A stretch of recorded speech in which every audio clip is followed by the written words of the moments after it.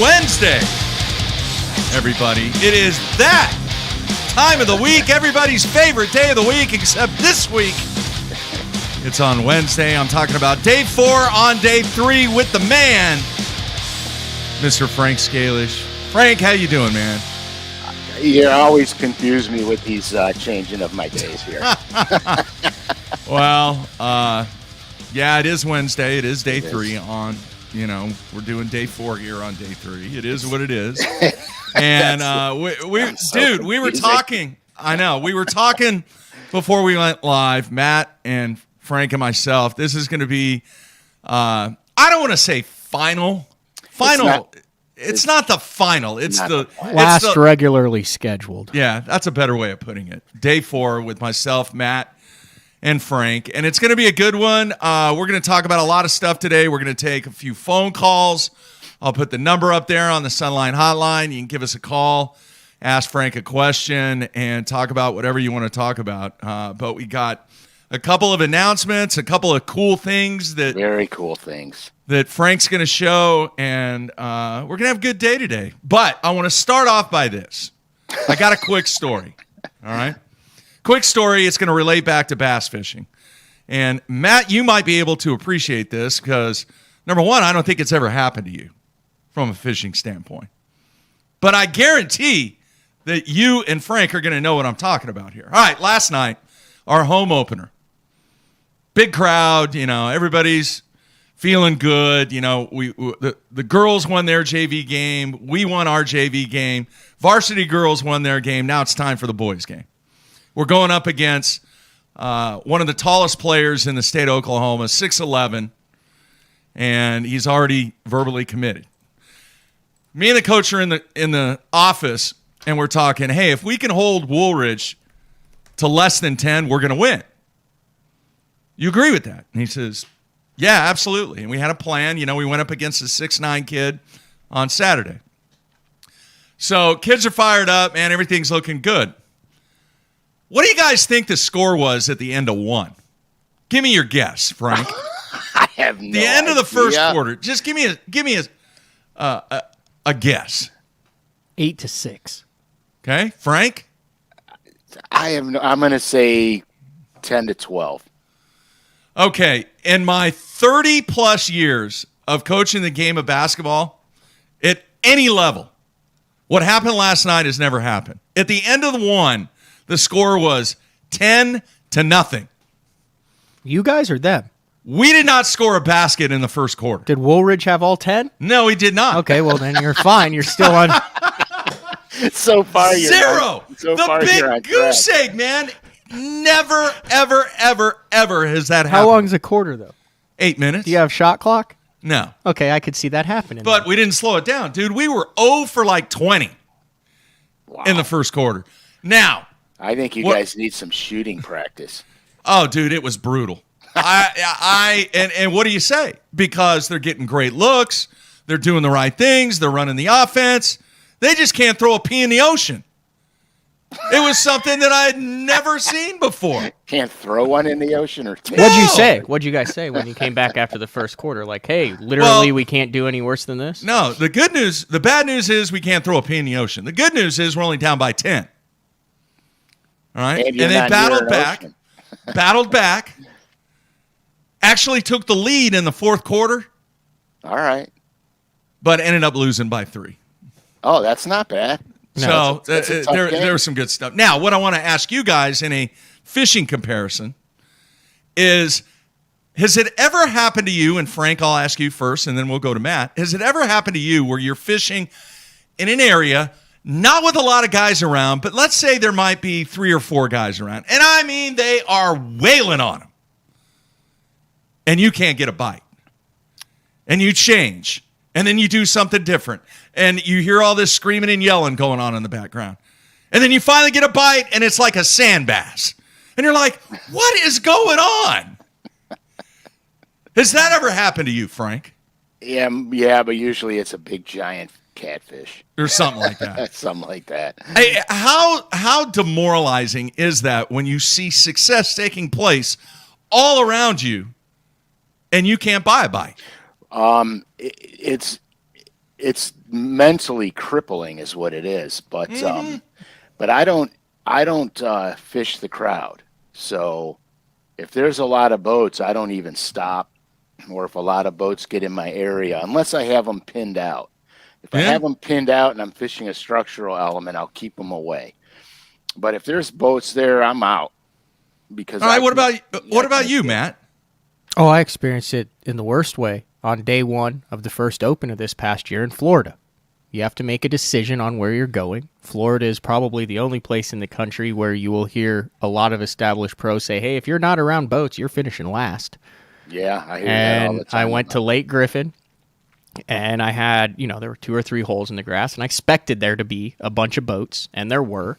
And I'm within talking distance of another guy.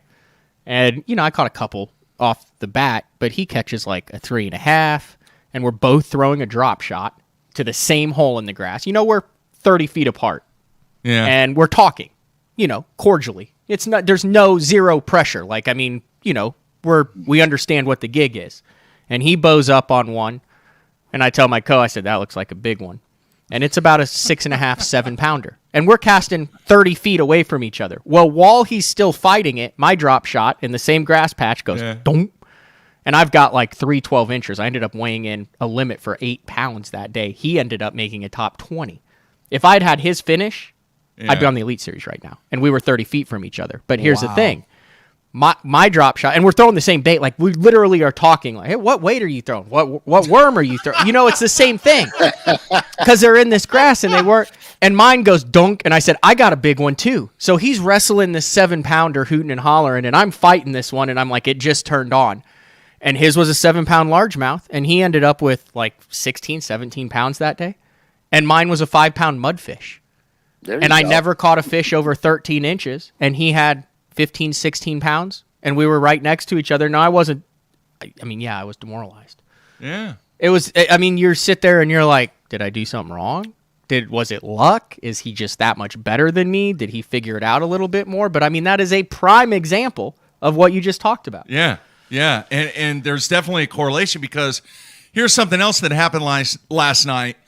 When you're shooting the ball that bad, you start second guessing what you're doing. And to stay mentally strong and stick with the game plan, it took a lot for those kids last night. Because when you're shooting the ball that bad, it's kind of like when you're not catching fish. A lot of times you just want to bail as quickly as possible, but you don't analyze really what's going on. We didn't deviate from the game plan. We kept going. We held Woolridge to 7 points. So that was a win. He was in foul trouble in the fourth quarter. There you go. And, if it Is wasn't... he as good as Spangler? No, not even close. I still remember. I never watched a guy play. There was a kid that, Mark Jeffries, I had to hear about Ryan Spangler for 4 years. He was one of the greatest basketball players to come out of the state of Oklahoma. Anyway, so we ended up losing by 3. But last night when I was driving home, I thought about that. I thought about, hey, I want to bring this up and see if, either one of you guys had went through just... That is part of the mentally challenging, mentally tough aspect of anything that you're doing from a competitive level when things are going bad. Now, let me ask you this, Matt, and the likelihood that you have seen this is very high. Last night was another first for me. Now, a common injury when you play basketball is a broken nose. Happens all the time. Mm-hmm. Elbows, heads. Slips. It's just part of the game. You had to go there. There's no water on the court, Matthew. You slipped that one right in there, Matt. Oh, and then you doubled down with the word slip. Hey, come on. Anyway, so this is in the first quarter with all this chaos taking place of not being able to throw a rock in a lake. All right, our starting guard, we see him running back after the whistle blows, and blood is just gushing out of his mouth. And we have a trainer. And a trainer goes running out there, and he's like holding his jaw like this. And I'm like, what's going on? What did you do? We didn't even see it happen.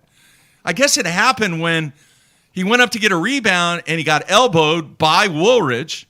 Unintentional. There was no intention. No malice there.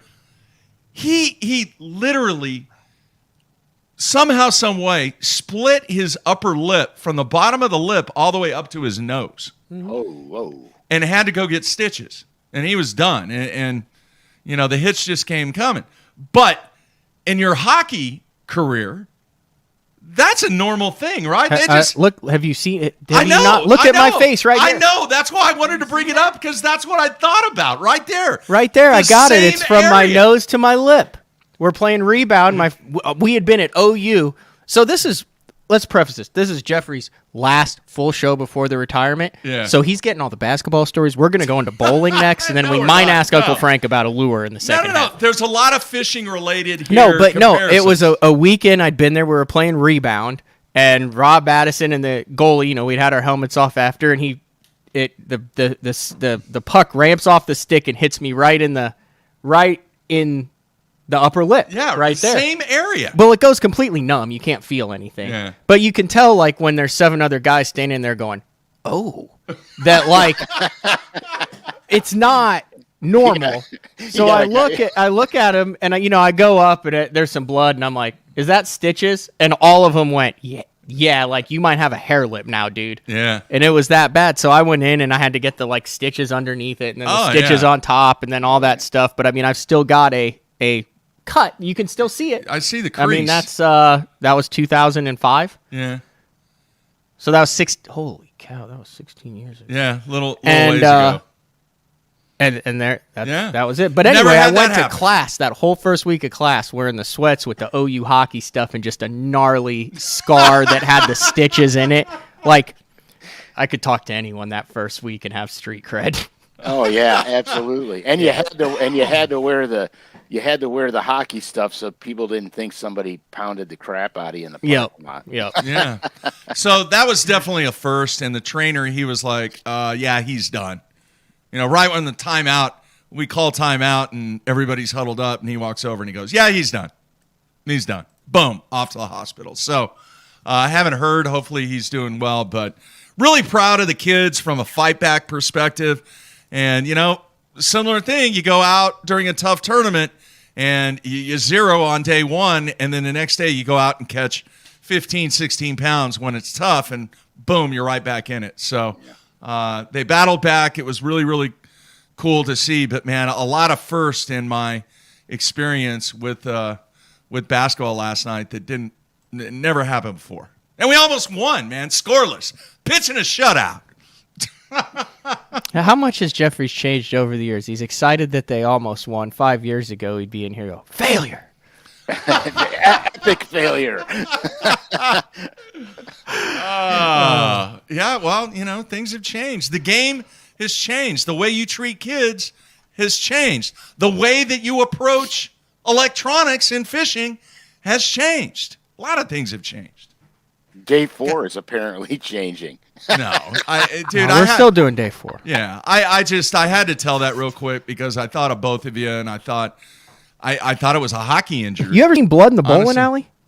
Yeah. Oh yeah, dude. What? Oh, several times back in the day. Like, Frank, let me ask you this: fishing wise, back in the day, and Matt and I have talked about this many years ago. But were there ever situations like on some of the fruit jar tournaments or jackpots or something like that where people would get so mad at certain anglers that they would go, all right, man, me and you and your boat, me and my boat, we're going heads up for $100, $500, whatever it is, and they get after it. Did that ever happen back in Fighting the or day? fishing? Fishing. Oh. Say that again. Okay, you have a guy who's mad at another guy. Let's say fierce rivalry in their own, separate minds or whatever, and he finally just gets so mad that he walks up to the dude and goes, "Hey, you know what, dude? Me and you, mano a mano. You take your boat, I'm taking my boat. Let's go heads up for $500." I haven't seen that happen, but I did that to a guy. Did you really? Yeah, I fished a team tournament with my son, and back in the day, it was Frankie, actually, and I think he was 8 years old, and I needed him in the boat with me because they instead of doing 5 fish, they did 6. So I needed another guy in the boat with me to put the sixth one in the boat. And I won the tournament by a landslide. Like it was like ridiculous how bad I won. And this guy comes out and he starts yelling and screaming at me that I'm a cheater and this and that. I never saw the guy before, okay? And Frankie was a little dude, and the guy's going off. He's like, he came unglued. So I told Frankie, I said, honey, go to the boat and hold on to it so it doesn't float away. And so he trotted down, because he's going to do his, sonly duty and hold the boat. You know what I mean? So he goes there, and I told the guy, I said, look, dude, I don't know who you are or who you think you are. I said, but I never cheated in my life. I said, so here's how we're going to do this. I said, I don't know what you do for a living or how much you make. And you don't know how much I make a year. I'll bet you 1 year's salary on any lake and you can pick it. And he, dude, he was standing there. He was standing there with his eyes like, silver dollars. I said, so you could sit here and accuse somebody of something because of your failures. That doesn't make me a cheater because you suck. Okay.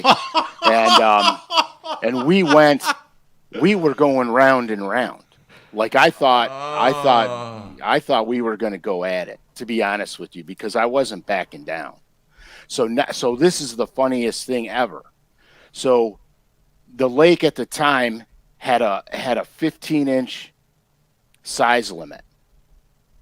And I weighed in a series of 3 smallmouth and 2 largemouth.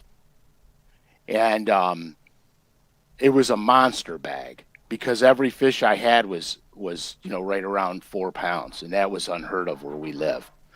So 2 weeks later, I fished another event on that lake with my son and won that one too. And so I was like, yeah, I hope that guy's here again. We just got the first day 4 shirt that will be in 2022. It just says, it doesn't make me a cheater because you suck. 4 underneath it. That is nails right there. That's how we're doing it next year. We're going to do 4 specialty shirts, one every 3 months on lines. I just wrote that down. It'll have like the little Uncle Frank logo underneath and just say that across the chest. That is awesome. That is really good. I got to text work. They're blowing me up right now on BTL Live. Call you when I'm done.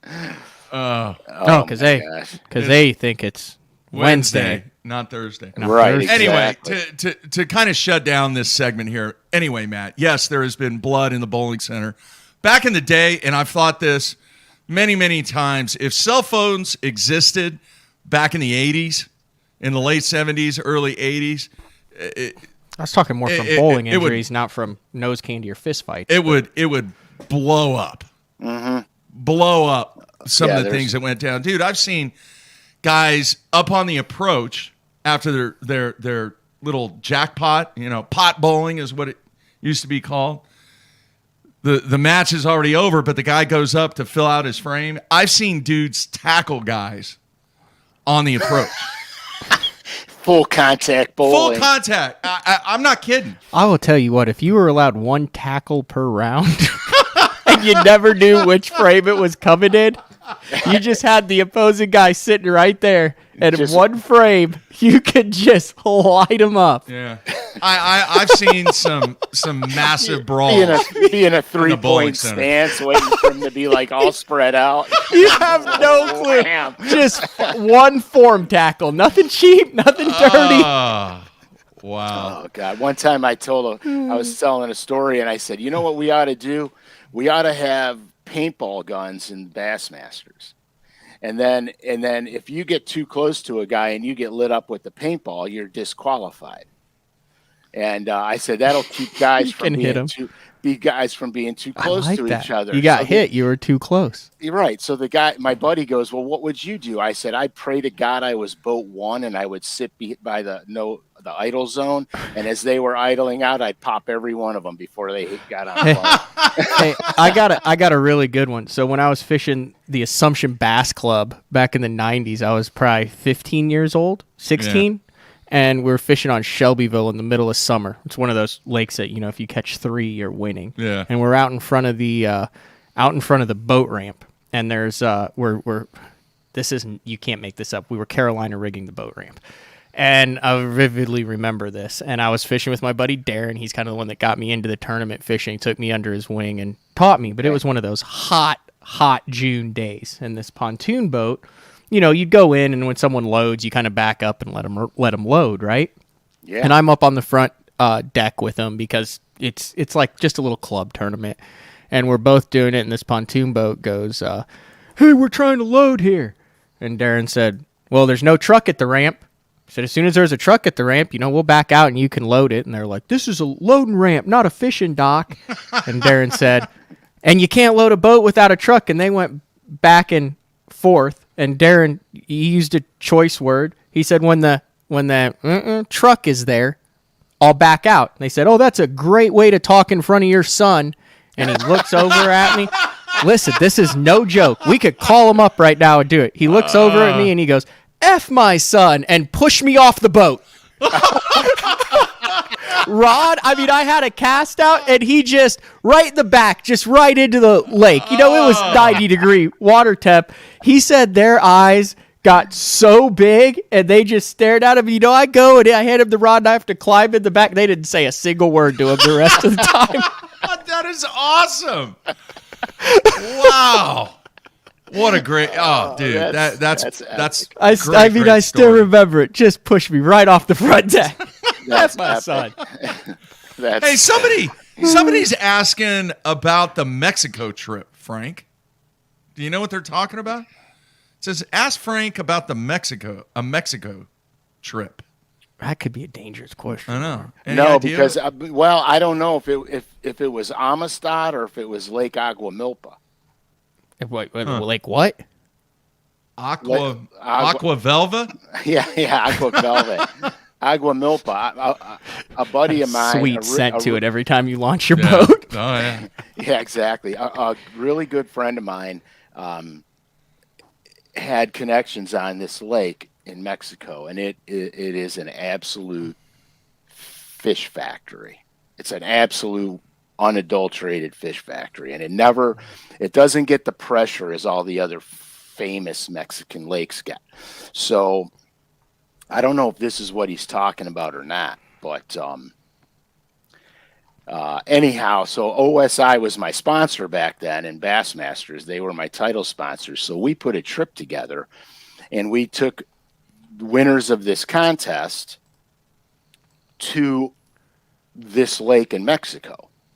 So basically I got to fish for, 7 days in Mexico, and it was an absolute blast. Well, the guys that won the trip, everybody got to fish with me for a half a day, and we just kept alternating. Well, in the course of, and I don't know if this is where this is going, and I don't know if I should even say this, but over the course of that particular week, when everybody had to leave, like all the winners of the contests and all the guys from OSI, they had to leave. I stayed back with my buddy and his friend for a couple more days just to fish. Okay. So this is so stupid. So through the course of this time, I got to try to make this as fast as I can. So through the course of this time, while I was fishing with everybody, all the contest winners, I had figured out that if I wanted to stay to a monster-sized class of bass, all I had to do is throw Bomber Fat-Free Shad number 7s. And basically, it was 2 colors. It was Tennessee Shad or citrus, okay? Mm-hmm. And so when everybody left, my buddy and his buddy were sitting at the lodge. And, of course, we're, having our cervezas. And they go, what are we going to do tomorrow, man? We're going to go fish. Let's all 3 fish together tomorrow. And I said, okay, I got an idea. And they're like, what's the idea? I said, we'll get Gatto. Gatto was the guide, because we couldn't bring our boats there because we had to drive 3.5 3.5 hours inland from Mexico City. So Right. there's no way you're bringing a boat there. I'm not sure I'd want to do this trip right now. No. Oh yeah, no, not now. But anyway, so I swear. So they go, "What's the plan?" I said, "Okay, here's the plan. We line up in the boat, guy on the front deck, guy in the middle, guy on the back. Okay. Every time somebody catches a fish, you rotate positions like volleyball. All right." I said, "But what we're going to do is you can only pick one lure. And that's the only thing you're allowed to throw all day. Now, you could lose the lure and replace the lure, but you can't change color. You can't change size. It's got to be the exact same lure the whole day. Now, every fish over 4 pounds, if somebody catches a 4-pounder, the other 2 guys have to have a beer. Okay. So wait, this is the God's honest truth. So I said, so now what happens is you don't have to chug the beer. You could sip the beer. You could take your time, put your feet up. I said, but you cannot make another cast until the beer is gone. Oh, Okay? jeez. So I said, now what I'm going to do is I'm going to let you guys pick your lures first. And nobody can throw the same bait. Okay. I swear to God. So just like my buddy goes, I'm taking the 8-inch lizard. And I'm like, okay. Cause I really thought that's what he was going to take. And I'm like, yeah, cool. And his buddy goes, I'm throwing this 1/2-ounce spinnerbait and chartreuse and white. And I'm like, okay, cool. And they're like, what are you going to throw? I said, I'm throwing a fat-free shad number 7 in citrus. And they both just looked at me. And I'm like, I can't believe you guys didn't pick this lure. I gave you first choice. You knew what I was doing with this thing. Long and short of it is, so Gatto comes down, carrying everything, the guide. And he's got a 12-pack of a 12-pack with him. So I go, Vegas. yeah, I go, Gatto. I shake my head. I go, Gatto. I said, Malta cervezas. Many. So he goes back up the hill, and this hill's like a half a mountain to get up. So he goes back up the hill. He comes back down. He's carrying 2 cases of beer. And I'm like that, Okay. right? So we go to the first stop, and my buddy with the lizard casts out. He catches one. He's fighting it in. He goes, "Oh, you guys are going to have a beer. You guys are going to have a beer." And I'm like, "No, we're not." And he gets it in. It's like a 3.5-pounder. I fire that fat-free shad out, and I'm cranking it down there. And all of a sudden, it goes, and I go like that, and the rod barely moves. And I go, Gatto, 2 cervezas.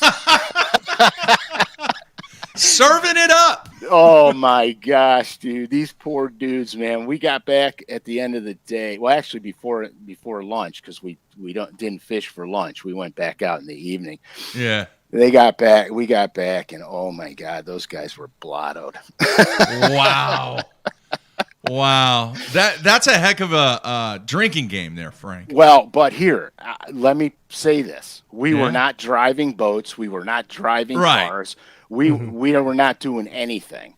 The guy would pull up to the boat dock, and we would walk to the lodge. You know what I mean? So you'll be offering these guide trips starting in April on Erie? Is that what? No. I never, ever have ever had a beer in my bass boat.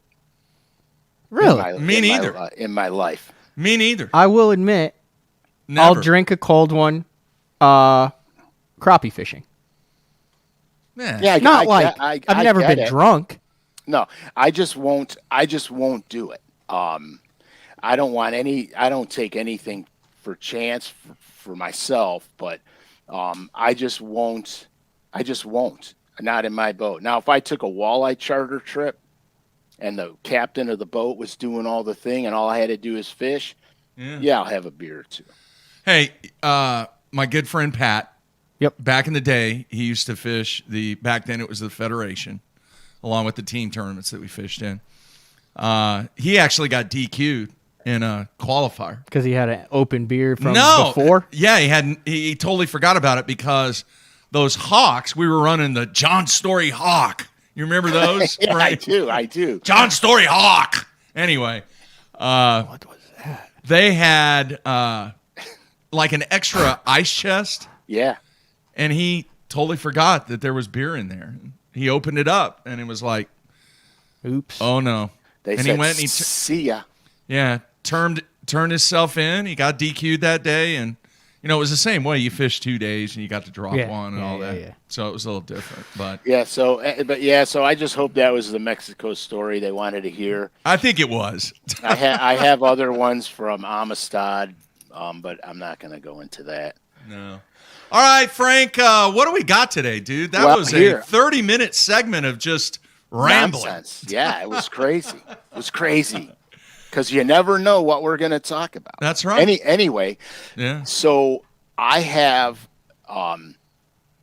there's a brand new Bandit 100 color coming out tomorrow, but I've got a picture of it to show you guys ahead of time so people don't miss out on it.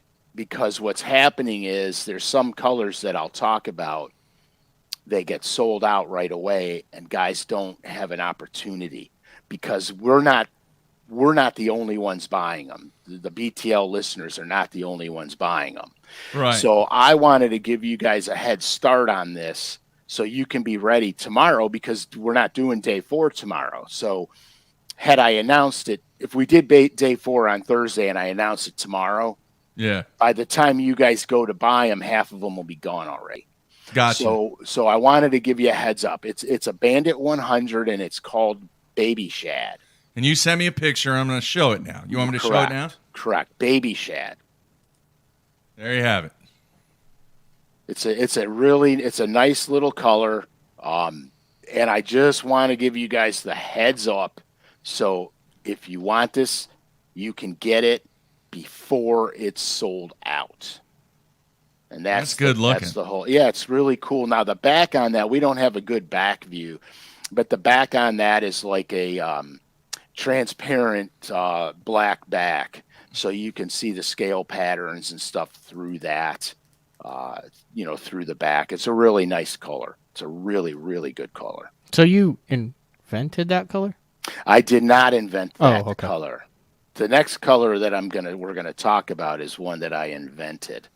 Is that the proper word? What is the proper word? Designed, came up with? What do they call that in the bait making world? Design or create. So then is there any way to prevent other people from creating the same color? Or is that as a color patentable? I don't know if a color is patentable or not, to be honest with you. There's a lot in the custom crankbait world, the world of painting custom crankbaits. A lot of guys take a lot of ideas from other designers. Okay. It's just how design works. You're not necessarily stealing a design, but you get ideas from other people's creativity. That's what spurs creativity. It's constantly researching and looking and watching and seeing. Like like when I design the walleye colors for Bandit, I go to all of the custom walleye painters sites to see what color patterns, not necessarily their design style, but what colors are selling. What colors, is it hot purple and pink? Is it hot purple and orange? Is it whatever? I look at the trends to see which colors are moving at the moment, so that when I design baits, it'll be my own pattern and my own, artistic flair, but I'm using the same color palette, basically. I got you. So when we introduce them on the marketplace, it's a hot commodity. You know what I'm saying? And so that's kind of how it goes. So, we're talking about colors. So remember back in the day when Mark was announcing his retirement and I said, I'm going to do a color number 7. Yeah. I have done the color number 7. I did it on a spook one knocker. All right. I'm really excited here. Okay, to see this. here's what happened. Remember the construction cone orange that you bought? Okay. Yeah. And so you like purple and that hot orange and everything Yeah. else. Well, I had two things go through my head in that episode when we talked about it. I was like, I can do something really wild with fluorescent purple, fluorescent orange, and make it just this gaudy, ungodly bait that would sit on a shelf somewhere and never catch a fish. Yeah. Okay. Or I can take that color palette, the purple and the fluorescent orange, and actually make a bait that Mr. Mark can take out and catch fish on. Mr. Mark. So that's what I did. So I don't know. Should we release the color? Yeah, I'm gonna Go full screen. gotta- Hold on. Hang on. Can we get some music for the color release, Mark? No, You don't have any capabilities to bring in some background music for the No. color release? No. All There we right, go. here we go. All right. Let's see here. The And unveiling, yeah. Oh, wow. Oh. right? Oh my goodness. That's Now pretty watch this. interesting. Okay. Oh, the 7. Ooh, it looks like a gill plate on the bottom. Right? Wow. Now, you've been doing this show for 17 years, right? Yeah. So if you count all the herringbone and the line down the center, there's 17 of them. Dude, that is Right? incredible. So there you are. There is the color number 7. And if you can see, Wow. it is numbered number 1, signed and dated. Wow. That is so awesome, Frank. It's going to be the first time someone tears up over a one-knocker spook. And and this Oh my gosh. and That this- that is just incredible. and this, my close friend, is for you, bud. Wow. That Got means the orange eyes. Oh yeah. Look at that. Wow. Isn't Got that the sweet? old school Bassome purple. Oh yeah, we got and it's purple pearl Yeah. with a touch. What I did was I mixed a touch of fluorescent purple in the pearl. Oh, it glitters. Yeah. Yeah, oh, yeah. Look at that. Are you going to throw that, Mark? Dude, now here's what you've done, Frank. You have to make me another one. You know why? Because I don't want to throw that one. I want to keep that one, dude. Goes in a shadow means, box. That means so much to me. Dude, you got to make me another one. I mean, I'm sorry I'm being greedy here. I don't want to be, but the meaning of what you did for me and that lure, dude, I can't take a chance chucking that in a tree or something and losing it. Just so happens. Uh-oh. Yes! He's got 2! Now, is this a color that will be available on the paint shop? I am working on that as we speak. Yes! I cannot promise that I can get it done in any reasonable amount of time because they are backed up beyond belief. But I Wow. want to try to get it done. And if it happens, they're all going to be numbered. And they're going to start with number 4 because the first 3 are taken. Wow. Wow, So, let me see the yeah. bottom again. That is too cool, man. Look at that, Matt. That is I've been looking at it. that is amazing. There, that's Absolutely a better, that's a amazing, better man. shot. But I Wow. designed it so you could actually catch fish on it. Unlike the orange monstrosity that he... I will have that. I will have the catfish float for the retirement show to where we can refer back to how Can we play the was. clip where right before we launched I said, Mark, that's a really bad idea. That's so funny. Hey, here's you- a little professional advice. That is I a mean, bad idea. I remember the GoPro video. I mean, at that time you were not the most agile cat in the boat. You were still a No. little wobbly, but No. you got to that first spot with a little bit of fog coming off of the water, a slight ripple, and you grabbed that orange that orange catfish floated, fired it out there with such hope, such exactly. anticipation. Dude, Frank, that is phenomenal. Wouldn't that make a great walleye color on a bandit walleye? Dude? I mean, you're talking with a couple dudes who live in Oklahoma, Dude, so that is Just incredible. say yes. yes. Well, That there you have is- it, Mark. That is your Wow. color I- number 7 man. lives. You got to get Dude. that on the paint shop, Frank. Wow. There's not an option. Got to Yeah, got to I'm- make it I'm- happen. I'm really working. And even during the winter, I mean, you get the cabin fever, and if you can buy a custom colored Star Spook in the winter, Right. Oh yeah. Dude, I'm 100%. like, I'm blown away. are you really kidding me? No, I just, man, means a lot, Frank. Really does, dude. That is, Hey, wow. I make a promise, I keep a promise. It That's goes all right I next can to the tell you. BTL crappie, doesn't it? Yeah. Yeah, the BTL crappies, man. Wow. I should have brought those up too. We've got them. Do we want to show that again? Can we? Flash? Yeah, I don't care. No, I mean, can we get a good look? Let's see here. Whoa, hey. Things are going on. Yeah. Hang on. My screen is going crazy. There we go. walk up there?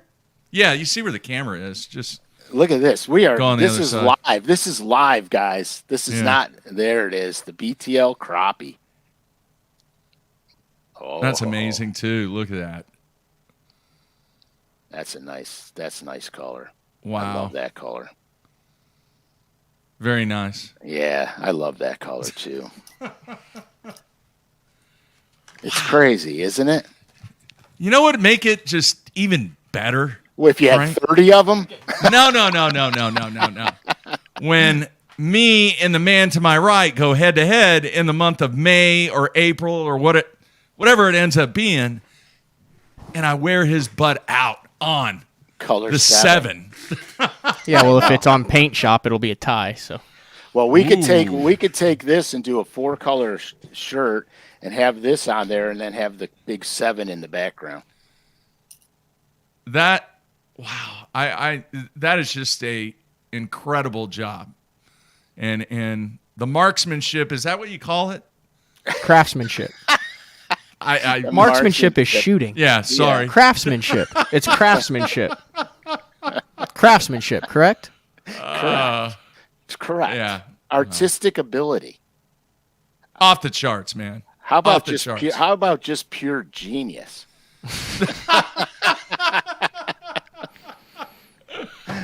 Oh yeah, it's easy. Write that for one me. down, Matt. It's That's easy a for good- me. I'm Pure a genius. Are we doing does Uncle Frank have diagrams and stuff, or are we taking a couple calls today? We're doing calls today. Yeah. Do you have it set up, Mark? Yeah. Let me throw up the Sunline hotline. The There it Sunline is. hotline, if you're driving listening, is 4. Wait, should people start calling now? Yeah, then call now. Okay. How long are we doing calls? 405 we got some time. Are we're not doing any 55, giveaways or anything? 4. No, Just call not in and today. talk. Sorry. Yeah. 405 area code 253 5543 if you want to talk to Man. Uncle Frank and Mark. And- Fishing related questions, comments, good stories, anything. All right, now here's the deal. It's very important that if you do call in, make sure you turn your computer, phone, whatever you got going on there that's playing the show, make sure you turn it down to where we don't get feedback. And then if you do have a question for Frank, you need to ask Frank and then hang up and listen, because there is a slight delay, because you will not be able to hear Frank's response. Is that something we could get corrected for No. 2022? No. That's a technology thing. Yeah. So, the crazy enough thing is, we're talking about color design. So back in the day, Smithwick came out with the Perfect 10 Rogue, which is a big-bodied rogue, dives down, 10 feet deep, and suspending. Originally, the bait was created for the big spotted bass fisheries and the smallmouth fisheries in the southern regions. Okay. What happened over the course of time was the walleye guys got on this bait and started trolling it for Great Lakes walleyes. And it exploded. The walleye guys were pounding all these walleyes on it, and the Perfect 10 became known as a walleye bait. And Yeah. so I had created all these walleye colors for it. The hot, vibrant colors, all the crazy crap that walleye go after. So I had started designing colors for this thing for the walleye world. In the meantime, it kind of got passed up by the bass community, except for a handful of guys that are diehards. I got a buddy of mine in New York. That's all he throws for smallmouth is the perfect 10. Interesting. Yeah, he just flat out wears them out on it, and he's gonna probably hate my guts for talking about it on the show, but I don't care. So the reality of it is that in the winter months when the bass are on the jerk baits, Yeah. largemouth, I'm talking largemouth now, this perfect 10 is ideal because it gets down on to 10 feet deep. You can get it down 10 feet deep on 10 or 12-pound fluorocarbon, but I like to throw it on 8-pound fluoro because I can get about an extra foot out of it. And it stays in place and hovers. And so when I pull it down and twitch the rod tip, the bait quivers, and, it's the perfect 10. Yeah. Quivers and jerks. And it just rocks back and forth. And it's really this bait is really misunderstood in the bass community, which I'm just flabbergasted over, because originally that's what it was designed for. So in our industry, we're talking about creative and designing and all this stuff. In our industry, we have ideas. Okay, we put them into play. Everything that I make, create, or do, I fish first before I release it. Okay, because I want to make sure that under the conditions it's designed for, it's applicable. So the P10 comes out for the spotted bass and smallmouth world. Okay. It works. It's great. And that's what we originally designed it for. And then, of course, the walleye guys got on this thing. And all along the Great Lakes, the minute they get stock in them, they're gone. Because like bass guys we're out of our minds with tackle. Walleye guys are 100 times worse than we ever are. That's weird because they don't lose anything. Well, and they'll run 6 rods. They'll run bait sets. Okay. So they never go in and buy 2. They're going to buy 6 or 12. You know what I mean? Because they run bait sets, especially the walleye guides or the competitive walleye guys. So they're going to buy bait sets. So what happens is this thing sells like mad. Can't even get them. So, we keep stocking and it keeps rolling and I keep doing new colors for all this stuff and colors take time to get out and get into production because you're not just making 100 baits, you're making thousands of them of every color. So it takes a while. You know what I mean? So anyhow, it's really kind of fun. And I just thought that today's show, since we were doing the color 7, that today's show would be a great time to talk about this custom, paint jobs and creating and stuff like that, because that's a lot of what I do in this industry is I create things like the Norman Speed End. I designed that lure for cold water applications in the early spring, late fall. Made sure that the wobble, the pitch and roll was right, that it has the right colors in it, et cetera, et cetera. So it's just a really lot of fun. I love fishing so much. I can't even, I can't stand it. I can't be without fishing. I can't be without being part of fishing in some capacity. Mark, you had given me the opportunity for day 4, and it has literally changed my life because I've always wanted to do this. I've always wanted to be a part of this type of platform my entire life, which is why on day 4 we talk about a lot of reality fishing situations that most guys don't talk about. Now I'm seeing on social media, there's a lot of guys starting to copy this format. You know what I mean? And it's kind of a form of flattery, where we came out with this and we wanted day 4 to be absolutely 100% real. There's no BS on day 4. It's all the truth. If you know, when I pull out all my drawings and do all this crazy stuff, it's for real. It's real applications. It's stuff that I really experienced. If you follow me on Instagram, which is Scalish_fishing, pictures that I post are real time. It's all real time stuff. I was out yesterday with a buddy of mine who's never fished in the winter in his life. And we hammered him. And he couldn't believe that you could catch bass in 37-degree water temperature. So I talk about a lot of truths, you know what I mean? And that's what makes day 4 special. And of course, Mark, obviously, I know this is our last official, scheduled day 4 together. We will be having more because I won't not have you with me from time to time on this day 4. It's important to me, and you're important to me, and so is BTL. And I just want to say that's about as sentimental as I'm going to get, because Mark, you're still here, and we're still going to communicate. And Matt's going to be driving the boat now. Yeah, that means I could drink.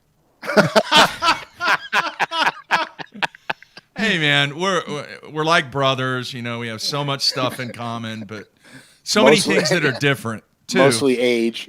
Yeah, but. No, we'll talk more about stuff on Monday. But man, it was really cool to just think about. I when I came up with the whole day 4 thing and that whole deal with you, I thought a lot about how that one day that we were on Erie before the Elite Series event in Buffalo, and that was back when they allowed media people to go out with the guys and do things, and you're a special friend. You're an incredibly knowledgeable person that I think that so many people out there have really had the ability to tap into your knowledge base, your creativity. And I'm telling you, Frank, the coolest thing that I get is when I get emails and text messages from people, how they send me photos where they have applied stuff that you have talked about on day 4 and went out and caught fish or won or finished third or whatever it is. Right. It's all because of you and day 4.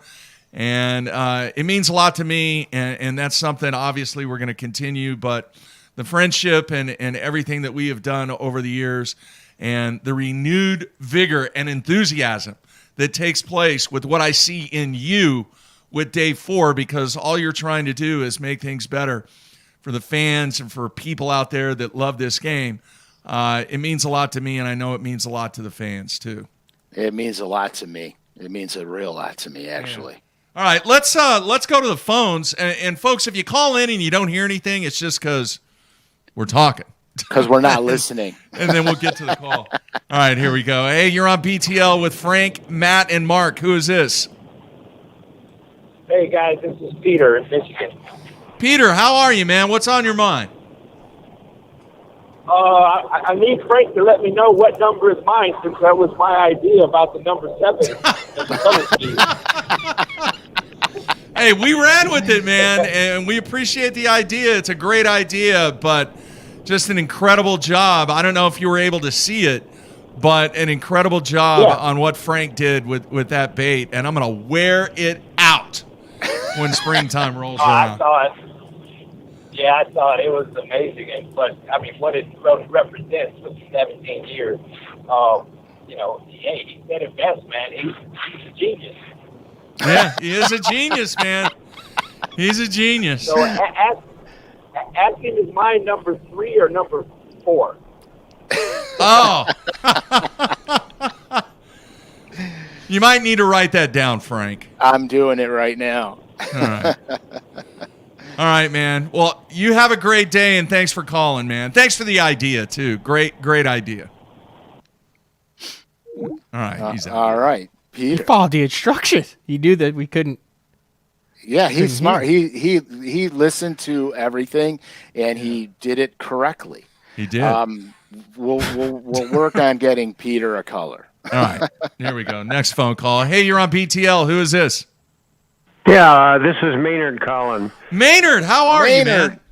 I'm fine. I just wanted to call and thank you for sending me Frank's contact information. And I did contact Frank, and Frank called me back, and we had a great conversation on Saturday morning. And I just wanted to congratulate you on your retirement after listening for the past 13 years or so. And I think Matt will do a great job taking over, and Matt and Frank will somehow develop a good show.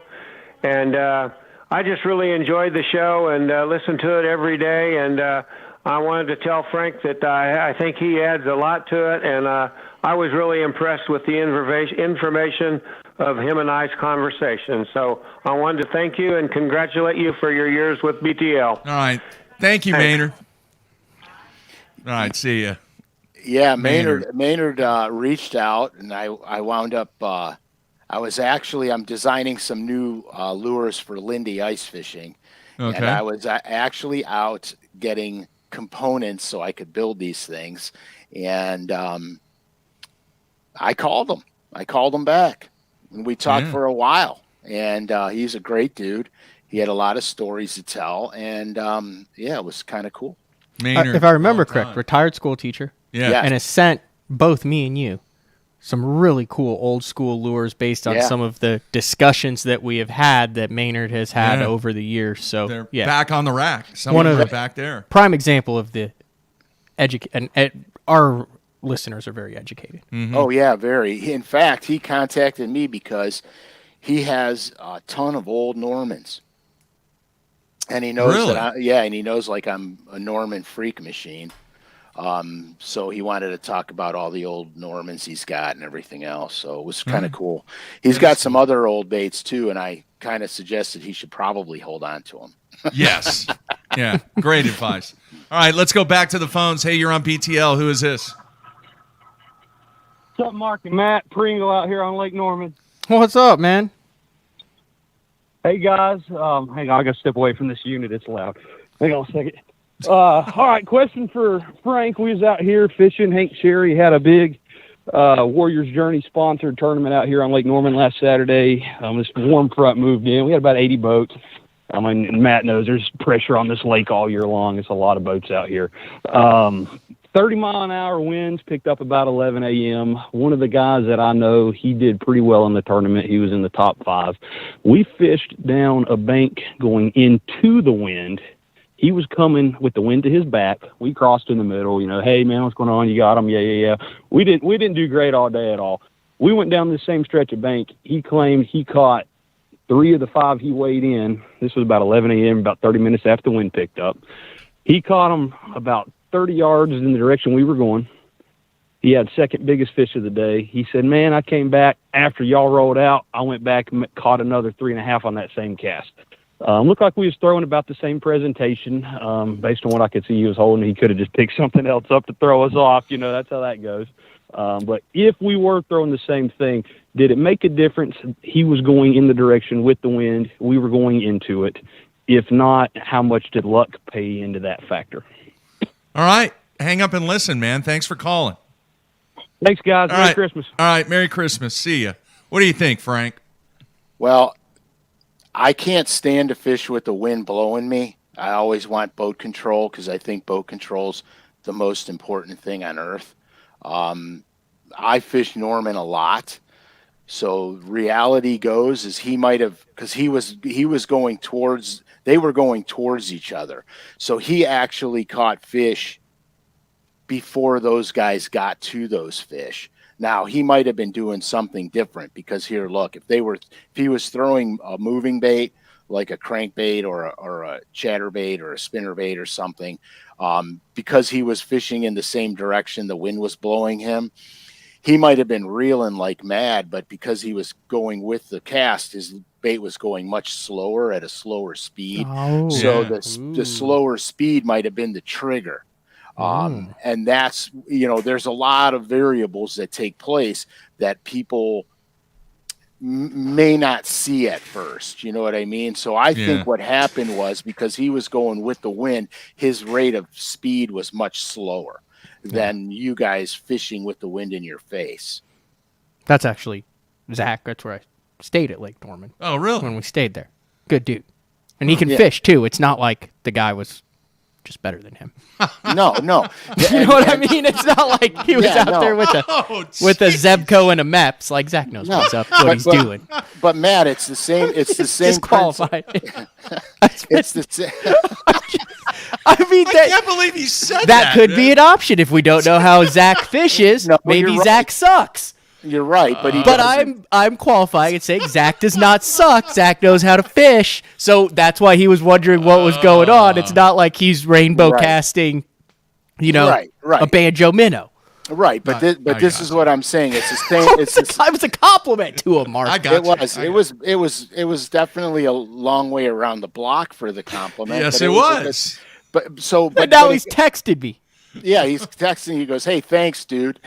He said, "No, I suck." That's fantastic. But the reality of it is, it goes back to the same thing when you were discussing braid on a Flash Mob Junior versus fluorocarbon. Yep. And the main difference was you were throwing 20 or 25 pound fluoro, and your guy's throwing braid, which is way thinner than fluoro. Mm-hmm. Oh, get So- this. Go ahead. Sunday, Yeah. 6-0 braid over the fluoro on the A rig. Did you downsize your fluoro? Yeah, I was throwing 20-pound fluoro. I started out. I was fishing with a buddy, and I caught the first three. And he didn't have a bite, and I was like, just switch me, just to see. And Yeah. he caught the next three, and I never had a bite. There you It's go. a thing. It's a thing. It is a thing. But Different I don't lake, know- too. But why are you throwing it on 20? Throw it on 17. Because it's like I've got like $28 into this thing, man. Hey, dude, I mean, you go big or go home, man. I lost a couple the other day. Oh, jeez. All right, let's go to the phones. Anyway, go to the phones. All right, let's go to the phones. Hey, you're on BTL. Who is this?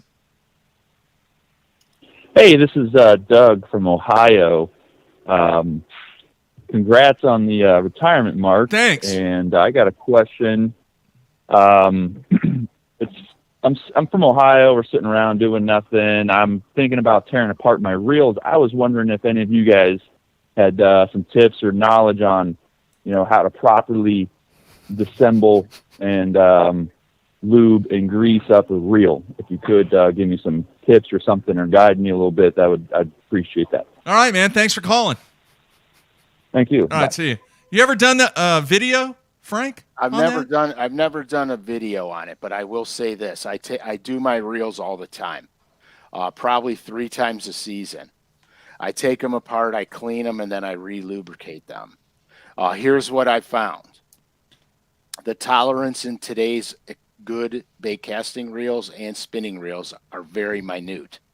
So what happens is, if you over grease them, they have a tendency not to be as good.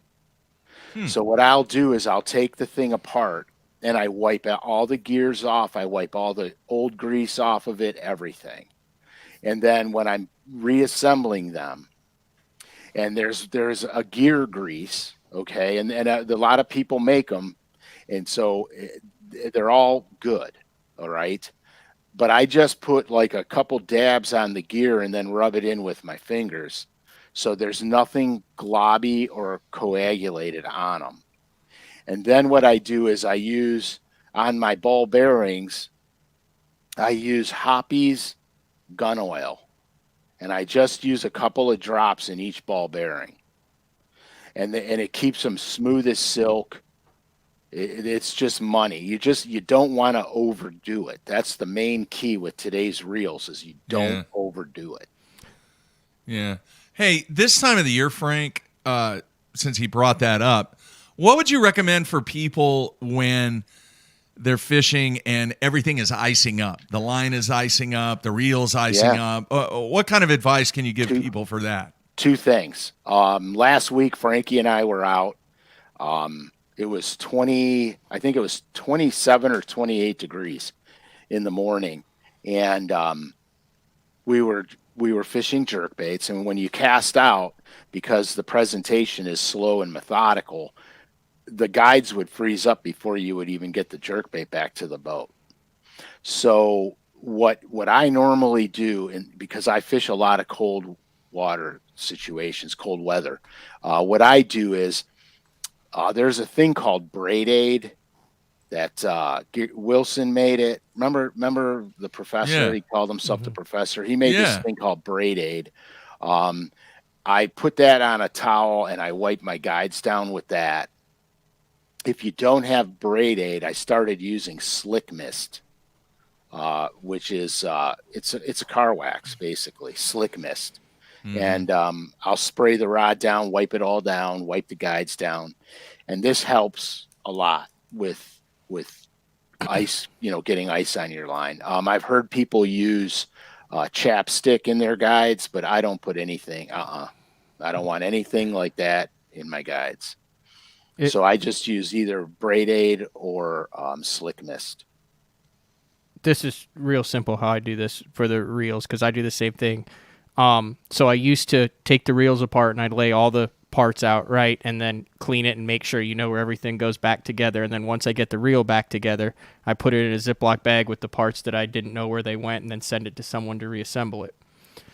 So what Okay. How about that, Frank? How in God's name can you take it apart and not know So how then to put what- it back together? So now here, this is the truth, because if anybody can do this, I can do it. Here's what you need: warm soapy water in a glass, and then get a bunch of Q-tips And a toothbrush. and clean that, and also a toothbrush. But here's the thing that I've found that has been the most helpful, specifically if you're fishing around anything. You get like seed, cotton caught in it, little grass and stuff. Get the toothpicks, the plastic toothpicks that have the hard angled end on it. You know what I mean? The Yeah. plastic Oh, yeah. end with like the little brush, and that gets in all those little crevices. You clean it all out. But the important part is, and you can Google, you can read it, some parts of the reel need oil, and other parts of the reel need grease. And that's the biggest thing. And I agree with Frank on don't over greasing it or anything, but make sure that you're not greasing what needs to be oiled or oiling what needs to be greased. Right. And I think it's more so in getting it cleaned and, like you said, lightly lubricated like that. And, I don't ever take the reel apart and go into the stuff. If it's got it, I put a couple drops in it, I make everything, and I clean it all up. Otherwise, I take it in. But, I mean, it takes me about 15 minutes a reel, and like you said, I'll do it about 3 times a year. Yeah, I take mine completely apart, everything. Yeah. Well, you're smarter than me. I'm a genius. We've already established that. Exactly. Who do you send them to? I have not sent them for years, but I used to send them like I said, I haven't disassembled them, because the ones that I have now, they have like the little thing in the back to where you can just put the drops of lubricant inside the reel. Right. And right now I'm like really reel poor. Like I have like a dozen functioning reels.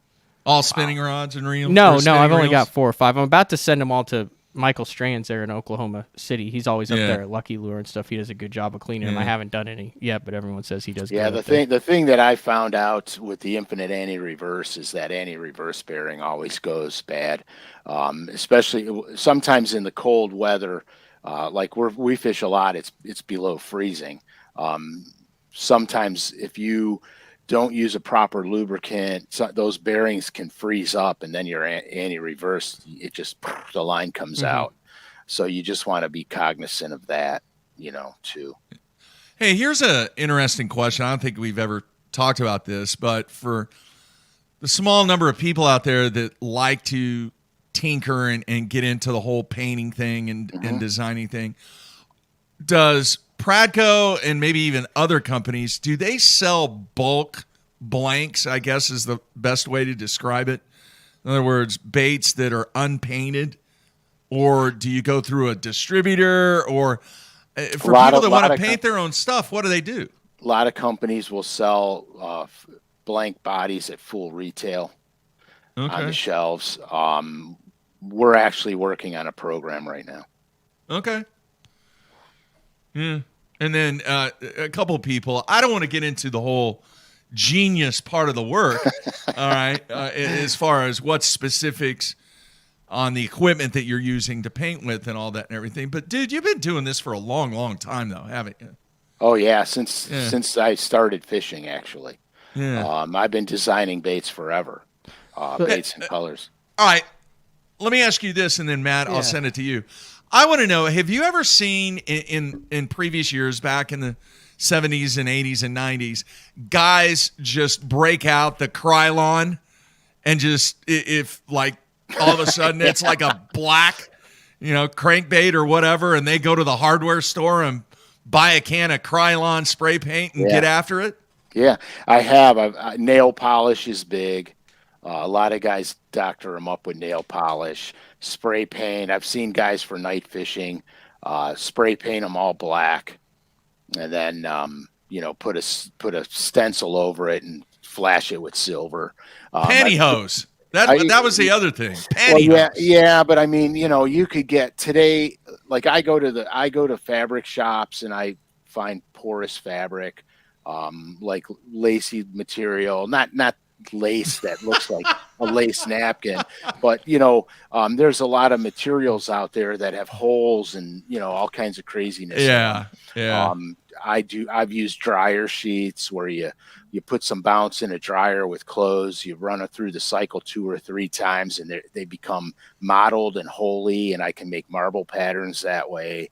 I've taken everything you could think of. The back material on airplanes where they put all their books and stuff in it has holes and stuff in it. I've got that stuff. No, I didn't take it out of an airplane. Like, ooh, I need that. Got out the scissors. Right. But I look for everything. I've used pine needles, branches from a pine tree, and cut a stub off. So it's one pine thing. And I've sprayed through that. You know what I mean? There's all kinds of crazy things. It's only limited to your creativity. It's all the ability to create is only limited by yourself.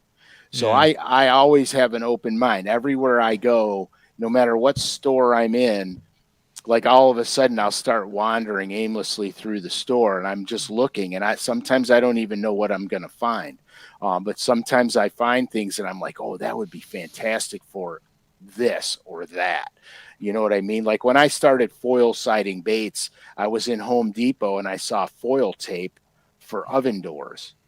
And I'm like, holy crap, it's self-adhesive. I can make foil sided baits. So I bought a giant roll of that. And then I'm like, now how am I going to put a pattern on this? Well, I took the handle of my X-Acto knife that's, you know how they are. They're like all diamonds, so it doesn't slip out of your hand. Yeah. And I would lay the foil out and roll the handle across the foil, and I would make scale patterns in my foil. So, like I said, it's just you just think. I mean, that's all. Hey, Jay wants to know, have you ever dabbled in some of the big swim baits and some of the larger hard baits from a color standpoint? No, I haven't done the soft-bodied swim baits. Hard body, like a glide bait. Yeah, I haven't painted glide baits. I want to. I really want to, because the bigger the bait is, the more of the detail you can get. You know how to foil? Detail. Isn't foiling hard to do? No, it's not. No. Oh. He's a genius. What are you talking about? Okay, so here's what I wanted to ask, because I mean, my goal is to literally at least try everything that you can do in the fishing industry. Like so one of it was, you know what I mean? Like just diverse, like different jobs. So sure. I wanted to try to make my own balsa bait. Yeah. Right. And Jared Miller, who actually won the Classic, he'll be in the studio in January for the new show talking about making it. But his dad and him, they can make balsa bait. So I went over and I made a couple and stuff. And then I painted them and they sucked, like really bad. Like they looked horrible. But I've never been artistic. Right. So my question was, did you get into the painting and the design and being able to get good? Is that something that you grew up, you were always artistic, you kind of had a spatial sense, you could always kind of draw, and then you transferred it? Or is that something that you sucked at it and it's just all the years of the fishing and the lures that you got good at it? Well, here's the truth of the matter. I was born with the ability to illustrate. Okay, yeah. I've illustrated wildlife books. I've illustrated hunting and fishing books. I did illustrations for Bassmasters. I can flat out draw. Okay. So, I mean, it's just part of my skill set. Airbrushing, I never airbrushed in my life before until I started painting crankbaits. Like I've never airbrushed a portrait or airbrushed something. I didn't start doing that until I started painting lures. And then what I did was I just got some airbrushes and learned all the airbrush techniques. And once I got okay with that, then I could apply it. I can see like this bait here. I visualized this exact bait before I laid one piece of color on it. I knew That's exactly awesome. what it was going to look like in my head Mm-hmm. before I put it here. Okay. So that's where I think I got to jump, because I see things in my mind how I want it to look. And so while I'm painting a bait, because a lot of painting, I paint with a lot of transparent colors. So it's all about what colors you're putting over each other, or what pearls are you putting on top of what pearls to get a certain look. So while I'm painting, if I see something in my head and I'm laying color down and all of a sudden it doesn't look right, I know I have to change a step around. So you see what I mean? So I kind of correct myself as I'm going. It's anyone could learn how to airbrush. Anyone can learn how to use an airbrush. You don't have to be an illustrator to paint a lure. You just have to think about what you're doing and what you want it to look like. As long as your airbrush techniques are sound, your bait's going to look good. The key is as long as your airbrush techniques are sound. Well, that's true. That's the truth. That's though. a skill. Yeah. That's it's a big time skill, and being able to do spatial and all that. And I mean, it's Right, it's but way tougher to make a bait look good than people give credit for. Oh, Yeah, I mean, at the end of the day, that you know, there's going to be some colors that are, outstanding that you're doing. Like there's times when I have an idea and it just not working out, and I trash the whole concept and start over.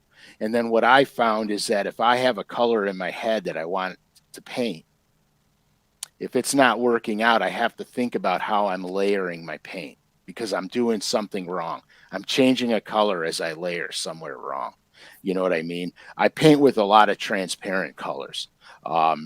Solid colors are super easy to work with. Super easy. Transparent colors are tricky, because every time you lay another color over a transparent color, you get a color change. And so you just have to be cognizant of that. That's some good stuff, man. Great stuff. And I know I'm not talking about how to catch them now in the middle of December, but but this is part of understanding things. You know what I mean? Yeah. Well, a lot of people across the country, they might dabble a little bit on the water if the weather's nice, but this is a time where people spend the time to get their stuff ready for when spring gets here, or pre-spawn, and get ready for that first time that they go out in January or February. Yeah, painting lures is like a huge monster hobby. Yeah. There's tons of people that paint, tons and tons of people that paint. And I think it's fantastic, because it's a great, when winter comes and everybody's holed up and can't go anywhere, it's a great way to pass the time, and you actually learn a lot by doing it. When I was really, really, really into it, from an angling standpoint, the first guy that I really remember is Tim Hughes. Yeah. Do you know who Tim Hughes is around the Ozarks area? Yeah. Yeah, he was the man for a long time. Yeah, he started in that painting. region. Yeah, he started painting rogues for Table Rock. Yeah, back in the day. Yeah, really, really good stuff. All right, man. You got all your shopping done, Frank? No. I'm gonna wait and get everybody nothing and blame it on the shipping problems. Yeah, that's valid way to do it. I tried. Hey. I think today is the day for most online companies that if you want to guarantee that it gets here by Christmas, I think today's the day. Yeah. that you need to order online. So, Actually, I am done. all right, I lied. I'm done. all right, good stuff. How about you, Matthew? Yeah, I don't really have a lot to. Yeah, I'm done. Done. He's done. Well, no, I got stuff for my parents throughout the year because we don't really do like big gifts, but like when you see something where you're like, oh, that relates to Yeah. beekeeping for my dad or something like Right. that, you're just like, oh, and then at the end you got 5 or 6 kind Yeah. of thoughtful things. All right. Good stuff, man. Any Christmas food out there, Frank? Do you do the candy canes or the Ugh, I don't eat that garbage. fruit cake or anything No, like that? I don't eat any of that crap. But no, but it will. My mom will do the typical Italian 7 fishes stuff, Ooh. and 7 know. fishes? yeah, Like FISH? yeah, Like walleye, perch, bluegill, like 7 different types of like fish? Or like, shrimp, scampies, oh, wow. that kind of thing. You'd like that. You I'm really a big like. seafood guy. Yeah. He loves the seafood. Me too. All right, man. Obviously, you're going to join us on Monday. We're going to start at 8:30 a.m. Central Time. And who knows how long we're going to go.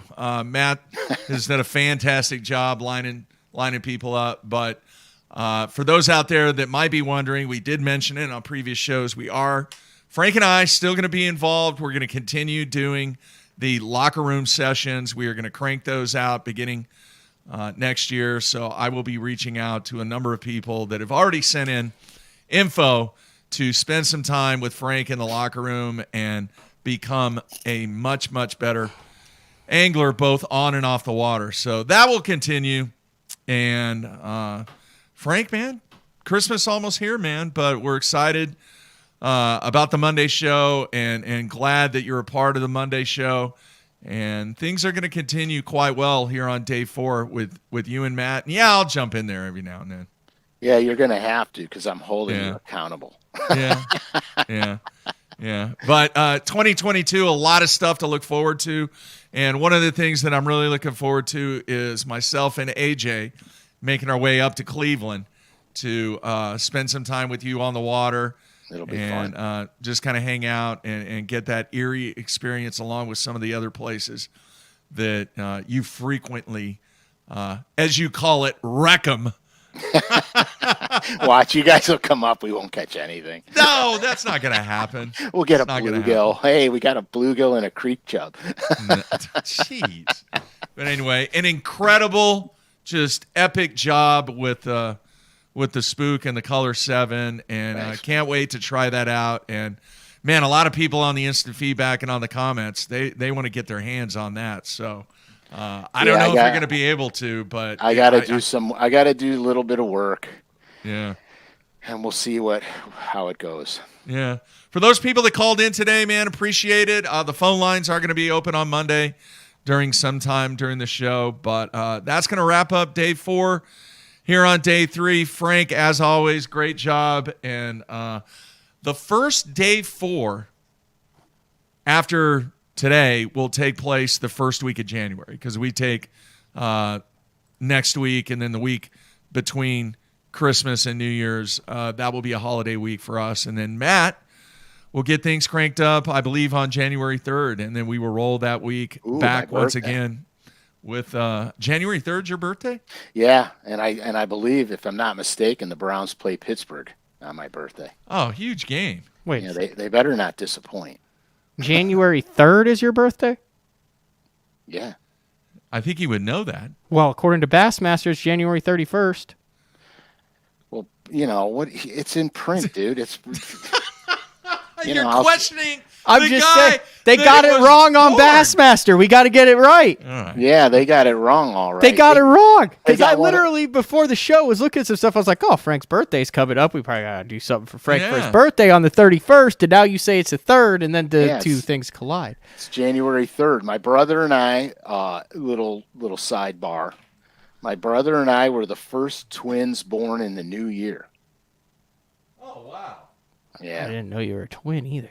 I am a twin, but we don't Did you look know that? alike. We're fraternal twins. Huh. Yes. Interesting. All right, man. Great stuff, Frank. Matt, be safe, and we will see you I'll be on around Monday. working on stuff. I gotta get the bumper music started. That's a good thing. It's a good thing. A lot of good things going on right now. Hey, we're on the road Friday. We got to go another 2 hours to play on Friday night, so we'll see how that works out after. Man, look at that, Matt. There it is. I'm going to wear you out using that. Have Whatever at it. lake we go to. Have at it. That's impressive, Frank. I got no shame in losing to that. All right, everybody out there, have a great remainder of the week, and we will be back for the retirement show on Monday. So everybody be safe. Stay tuned. That's it. We're out of here.